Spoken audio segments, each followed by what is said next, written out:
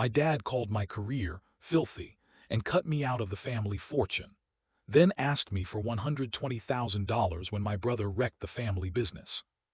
Growing up in my father's house felt like living under a monarch more than a parent. Everything revolved around the family business. 3 generations of packaging plants, the kind of industry no one glamorizes but somehow quietly built our small empire.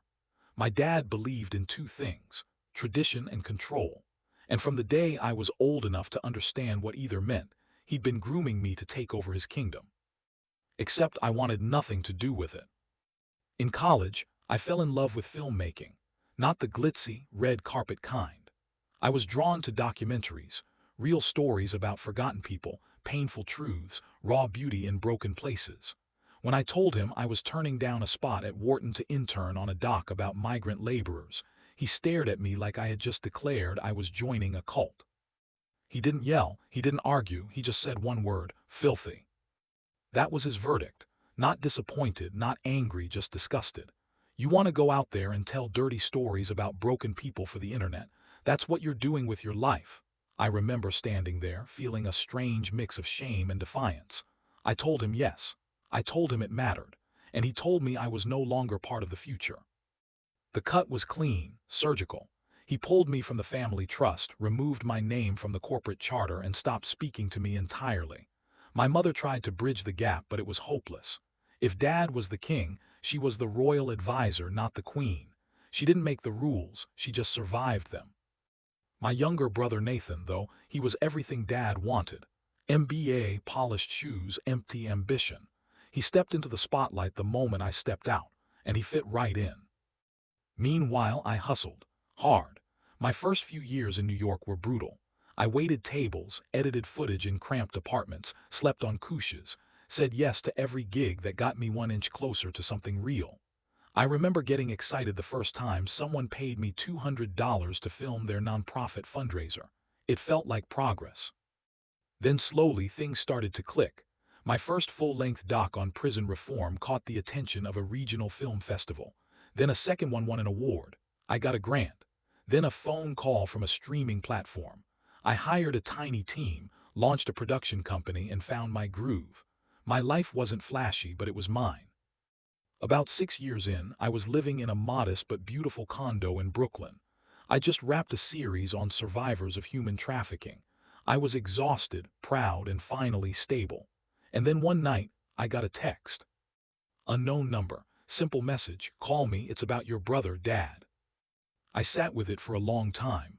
My first thought was that someone had died, but curiosity won out. I called. He picked up on the first ring. His voice was different, smaller, less armor. He told me Nathan had tried to modernize the business, new suppliers, automation, crypto ventures, and it had blown up in his face. $1 million deal went bad. A supplier ran off with their money. The business was hemorrhaging cash.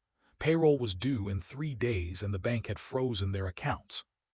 Then he said it, we need $120,000 just to buy some time. A loan, I know you're doing well. It was surreal. The same man who'd once called my work filthy, now asking for my help like I was his last resort. I didn't answer right away. Part of me wanted to hang up, block the number, and go on with my life. But I didn't. Instead, I asked, why me? And he said, because Nathan doesn't have it, and because I was wrong. That sentence hit harder than I expected, not because it fixed anything, but because I knew how hard it was for him to say it. I told him I'd think about it. I didn't sleep that night. I wasn't angry, I was just conflicted. Did I want revenge? No. But did I want to be used? Also no. I called my accountant the next morning and laid it all out. She laughed. You could help him, she said, but not for free. This is business. So I drafted a contract. $120,000 as a formal investment, not a bailout, a seat at the board, full financial transparency, and one specific clause: my contributions, my career, would be publicly acknowledged by the family. No more shame, no more pretending I didn't exist. He signed. It's been about a year since that day. The business is recovering slowly. I sit on quarterly calls now. Sometimes I speak. Sometimes I just listen. Nathan's still licking his wounds, but we talk now, like people, not rivals. And Dad, he still doesn't know what to do with me, But last month at a company dinner, he introduced me to a supplier as my son, the filmmaker. He saved the company. His voice caught a little as he said it, but he said it.